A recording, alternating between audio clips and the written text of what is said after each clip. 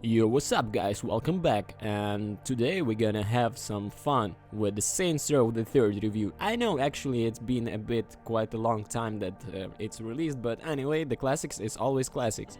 So kick back, crack open a Saints flow and let the mayhem begin. So some of the guys are saying, like, really guys, it's just a Grand Theft Auto with a heavier gang theme. And it's right there that many people, including me, misjudge the series. Now, with the third entry in the franchise, THQ and Volion has set out to once and for all completely differentiate themselves from Rockstar flagship series, in the process succeed with a flying multicolored fireworks from a mind-controlling octopus. Me and my friend both rated the game highly, with him covering the console release and me covering the PC. Our perspectives differ. He's been a fan of the series and I'm coming into neat news, so make sure you check these out thoughts as well.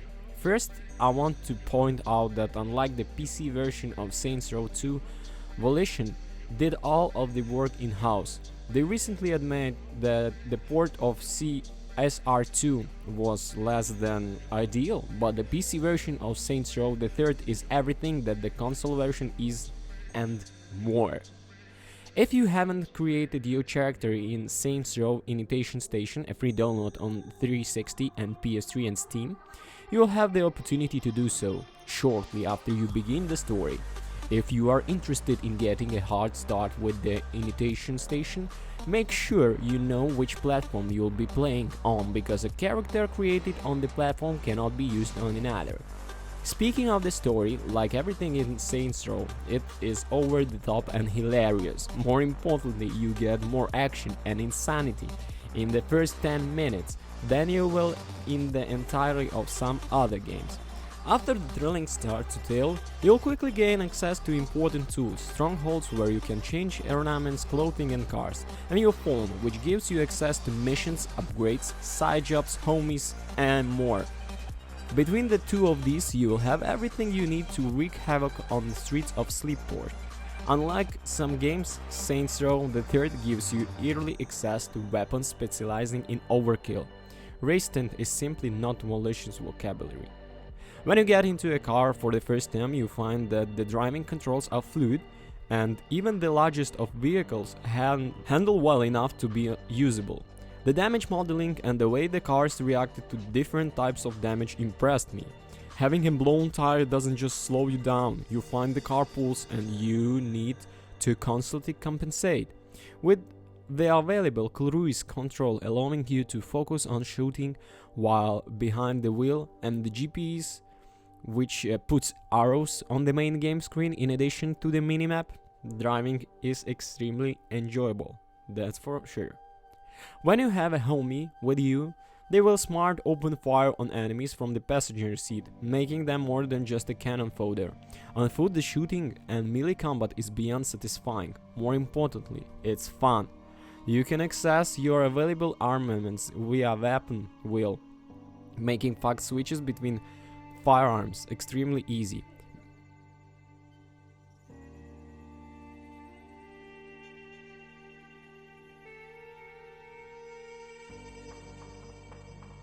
Moving on, many actions can be augmented by the awesome button by holding this down while you engage in a start-on action like getting into a car or performing a melee attack. You do something special instead of you'll jump kick through the windshield, knocking the hapless driver from the car. Melee attacks become brutal, comical assault. The addition of the awesome button is, for lack of a better word, awesome. You can carry one weapon in each category: pistol, rifle, shotgun, etc. There are special weapons that you can pick up that cannot be stored. Their flamethrowers, miniguns and rapid-fire grenade launchers can lay waste to large swaths of rival gang members, vehicles and more with ease. Of course, laying into the opposition means start calling out the big guns. Each faction has oversized brutes that can soak up the damage and deal it out. Their quarters are fun and result in the most excessive finishing moves, taking down one of the hulks very satisfying.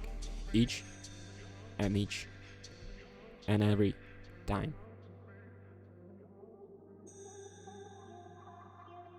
Visually, the game maintains the cartoony look, wisely veering away from the ultra-realistic.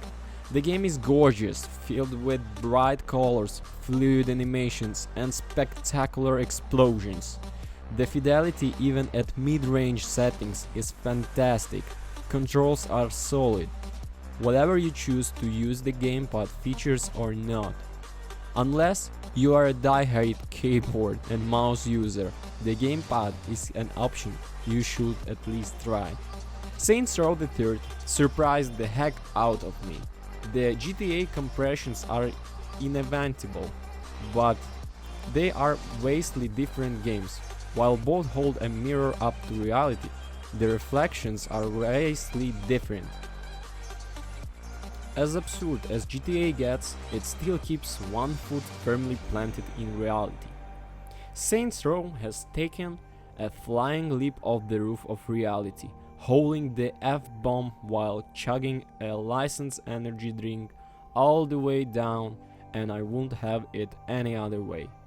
So, anyway, the game is outstanding. This is pure fun. You should 100% to try it and play it. Okay guys, thank you for watching this all for today. Please don't forget to comment and subscribe on our channel. Peace.